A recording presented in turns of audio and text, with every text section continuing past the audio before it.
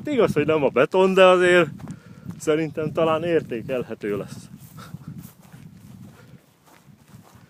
Azért hozzátesszük, hogy azért nem ez a foglalkozás célja, csak amikor nem sikerül egy gép, akkor ezzé válik.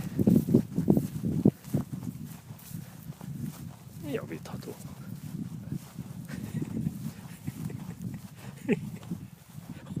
Hol az eleje? Hát ennek nincs. De hely alatt semmi baj. Az aksinak annyi. Igen? Azonnal szedd le és dob félre. Nehogy valami baj legyen belőle. Na azt látod, sajnálózok. Ezért mondtam neked, hogy 2-2-vel szerintem jobban lett volna.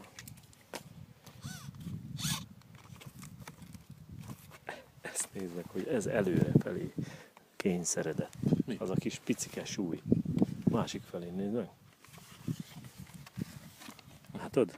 Megpróbált volna előre jönni. Az aksi ekkorát kapott. Aha. Azt sajnálom.